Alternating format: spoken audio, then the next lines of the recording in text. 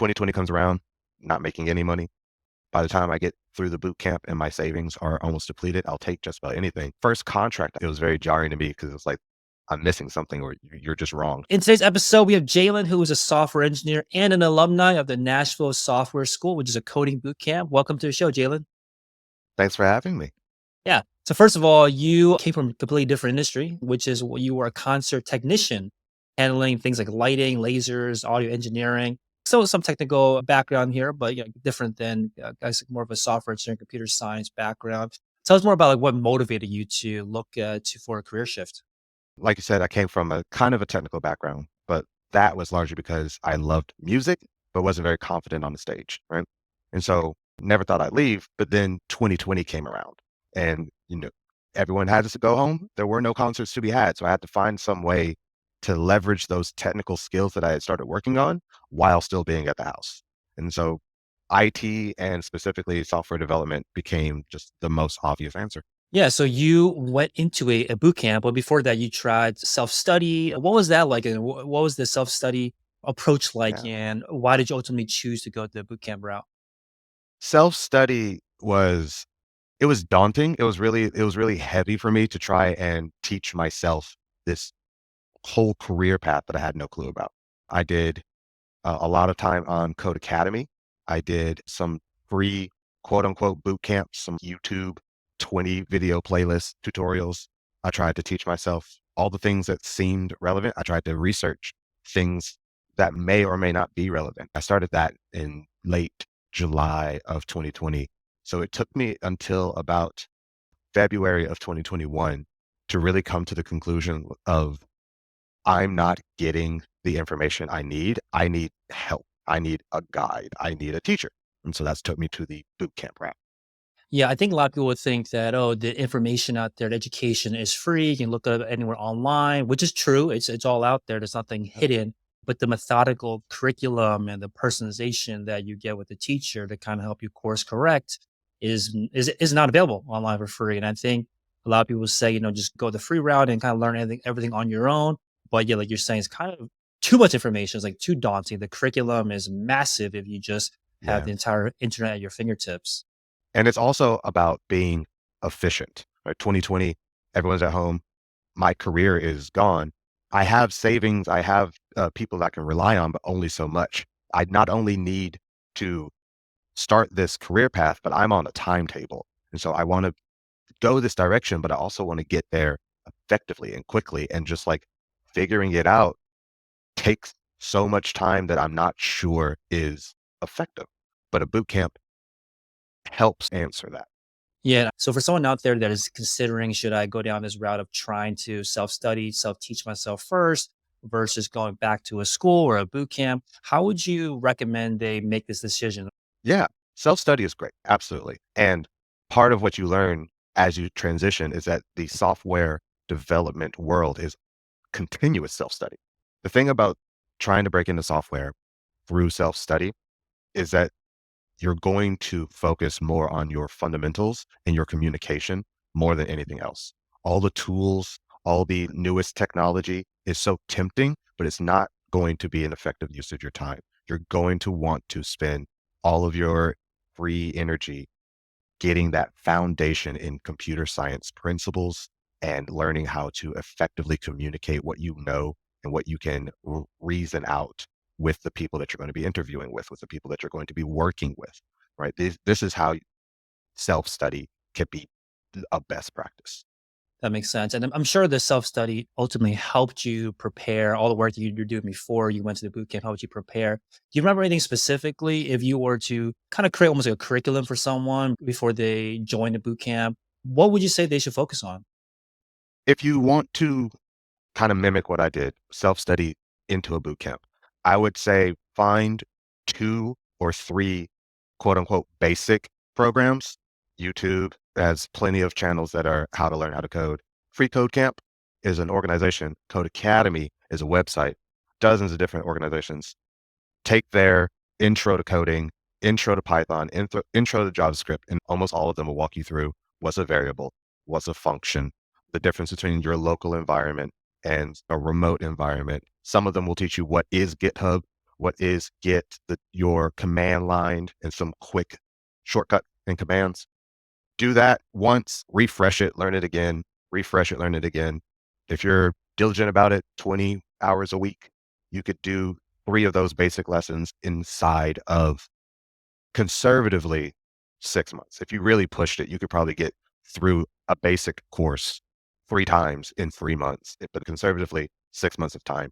And you will have a solid enough foundation in self study to really capitalize on a lot of the bigger ideas that will start to show up in your boot camps. So you went to this boot camp to Nashville Software School in May of 2021, ended up graduating 6 months later. That's how long the program takes in November of 2021. And then just a month or two after that, you ended up getting your first paying job as a software engineer. How did you get a job so quickly? What was helpful in your job search process? I was incredibly proactive. There's just no other way to say that. I chose Nashville Software School partially because it was a longer boot camp. Many of the ones you'll find online will say 15 weeks, 18 weeks, 3 months. And I knew I had more time and I needed more time because I take so long to process information sometimes. But during that 6 month, the way Nashville Software School is split, the front end or the client side is 3 months. You have a general assessment. If you pass that assessment, then you move on to the server side. It was very hit or miss, and I was very much afraid that I wasn't going to make it into the server side. But once I got that confirmation that I had made it, it was full steam ahead. I was calling every contact that I could find and basically like starting that interview process because I was told repeatedly that it took so long. So my logic was, and thankfully it worked out, that if it took 3, 4 months of interviewing and talking to people to get the job, if I start at this beginning of server side, which takes about 3 months, then I should have a job roughly a month after I finish, which is how it actually worked for me. So did you end up having to interview while you're still going through the boot camp, or did it just line up Yeah. perfectly where you interviewed after the boot camp? No, I was interviewing while still in the boot camp. And I was very transparent, very open. Like I'm junior position. I'm still learning. I'm trying my best. And I had a lot of interviews that didn't go my way because I wasn't ready, but I also didn't have the time for it. I didn't have the time to wait. Yeah, and for anyone that is either self-studying or going through boot camp and you're entering the job market, you are also, competing against with people that have, let's say, 4-year degree or already have work experience in the field. How did you make sure to stand out, given that you're competing with these people that have gone through these more extensive programs? I think I said earlier that a lot of the self study is going to be learning the fundamentals and learning how to communicate the fundamentals. And then coming from the concert entertainment world, we're very big on communication. Like if you're not on top of not only who you're talking to, but how you're talking to them, then that whole world just kind of falls apart. So I was able to bring that skill set into my interviews, into my learning, into everything about software. And that was kind of my edge where I may not have been as tight on my fundamentals during my interviews as I wanted to be, but I was able to over communicate. This is where my brain is. I know I'm thinking of a thing, but I can't remember the term, all these little tips and tricks. I think that when you are interviewing for entry level or more junior role, you should not go into it with the expectation that you should be fully polished and you're ready to hit the ground running from day Right. one. And it sounds like you made sure to demonstrate that. Can you tell us a little bit more about the actual salary progression from your time as a concert technician to then your first contract job right out of the boot camp, and then now your job as a full time employee? Yeah. When I was working after I graduated, I had different jobs in college, but they don't really consider you professional until you can give your full attention. So after I graduated college, I started out about $10 an hour, just kind of like working my way in, bottom of the totem pole. Once I earned some professional credit in my industry, I was able to go up to, I think at the time, $14 an hour. And then the way concerts work, once you're out on tour, the pay rate changes a little bit. And so you start getting like what they call day rates, so big lump sums. And I was getting $200 a day, $300 a day, right? It starts to shift that way. And you're out for weeks or months at a time. So you're getting every day. A grand total, best year while doing that, I think I was about $30,000 a year, which at the time, amazing. Just graduated college, living my dream. 2020 comes around, not making any money.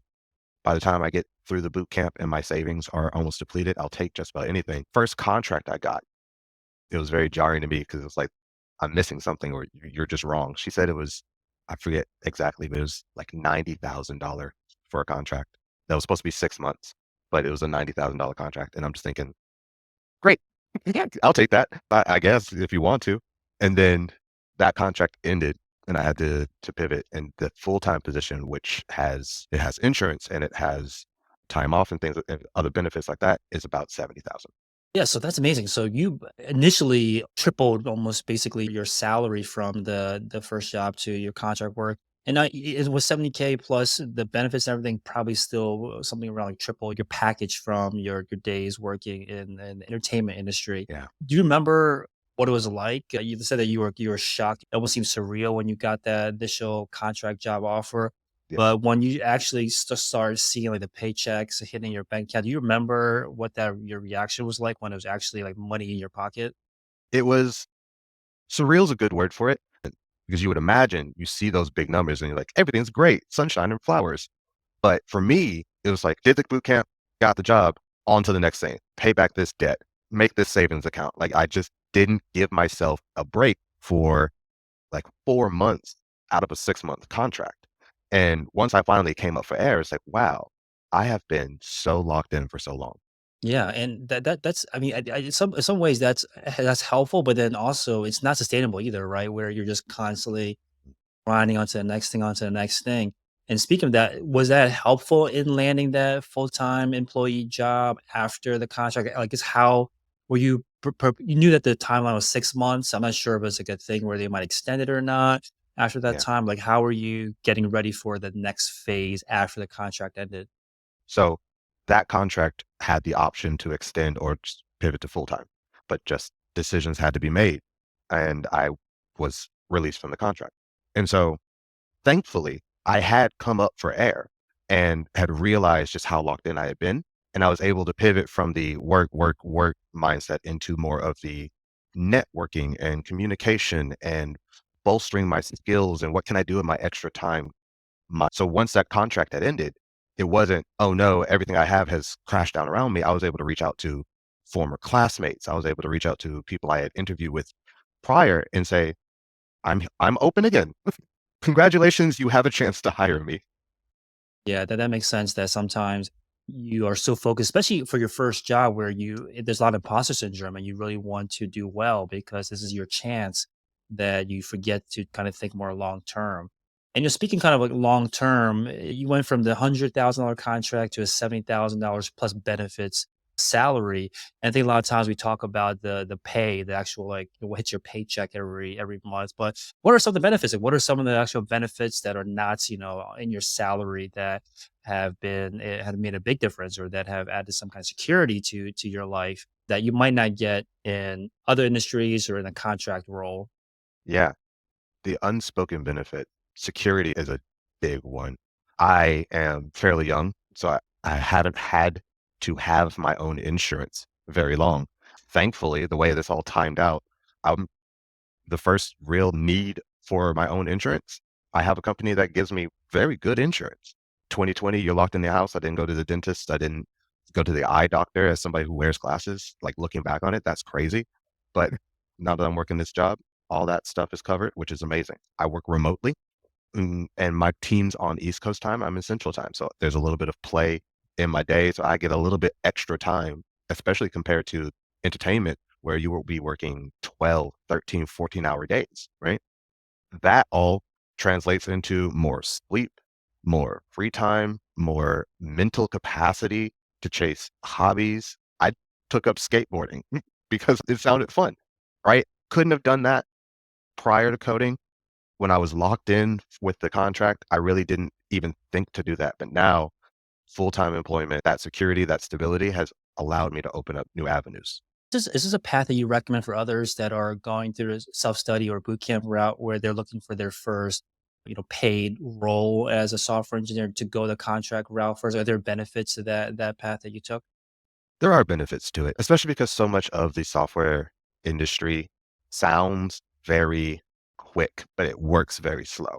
anybody who's looked at a job for a junior developer knows the sticker price of 3 to 5 years of previous experience. It's very hard to get that. It's very hard to get around it. There are ways, but one of the more streamlined ways of addressing that difficulty is contracts. If you go self-study and you really work on your fundamentals and you work on your communication, getting a 3, 6 month contract or working with a staffing agency or working with a consultancy that might pull you in for a couple weeks or even a couple months is more streamlined towards your goals than waiting it out for that first full-time position. Yeah, so it's almost like you can get your foot in the door easier with the contract role, and it seems like the hiring process seems like moves faster than the long interview cycles that you sometimes get with full time employment roles. Yeah. So I'm sure that some of your former colleagues that work in the industry might be seeing why Jalen has a. I wish I had Jalen's life now. I wish I went down the same path that he did. I'm sure they approached you about it. How do you help them figure out if it's the right transition for them or not? Because sometimes the money, the lifestyle, and everything that you describe here sounds amazing and everything. But end of the day, if you're not the right fit, then you end up being miserable anyway. So how do you help people figure it out? Yeah. Yeah. I actually did have several coworkers from before that have reached out to me. It was like, I either have already made their own switch and have followed the pathway to go to NSS or have started thinking about it or made a different career switch, but a switch nonetheless. And so we have conversations about the meta topic of switching careers.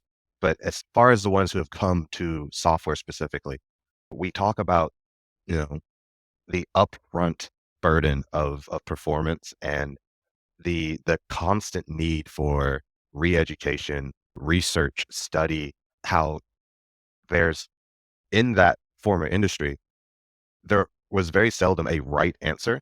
It was mostly just a dozen different ways to get it done, and you just have to pick one. And that's something that's very similar in software development. There's usually 5 or 6 different ways to solve a problem, but you have to actually follow through.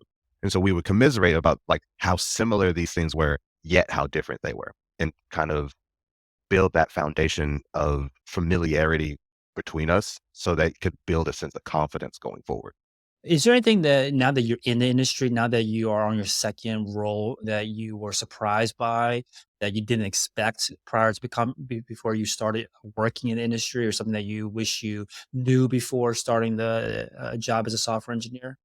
The thing that surprised me the most about this industry before I got into it has really been like reiterated over these last 2 positions and really every day. There's a lot of just small things. You look at a website that's so fluid and dynamic, or you hear about AI and machine learning and self-driving cars, the things that got me interested in the first place. They're there and they're important, but all the things that lead up to those big results are what you're going to spend most of your time on, right? Properly naming a function, making sure your software version are up to date, but also in line with what you're working on, but also congruent with what your team's working with. The constant need to communicate inside your team, from one team to another team, from your teams to like business partners or whomever it may be. All these small things that you hear about and you can logically follow, but aren't necessarily as flashy, become so very important. Yeah, that's true that there's a lot going on behind the scenes. I'm sure it's very similar to your previous industry where the final presentation, the show or the website looks polished, but there's sometimes a lot of duct tape that goes on behind the scenes to piece it all together. Yeah. And I think you don't realize that until you're in industry where you see, wow, some of my most favorite websites are the ones that I visit often are probably not that well polished behind the scenes. So that's a great lesson that I need to remind myself of as well. So, thank you so much for your time, Jalen. So Jalen's a software engineer and alumni of the Nashville Software School, which is a coding bootcamp. Thanks so much for coming on and sharing your advice, your experience with us.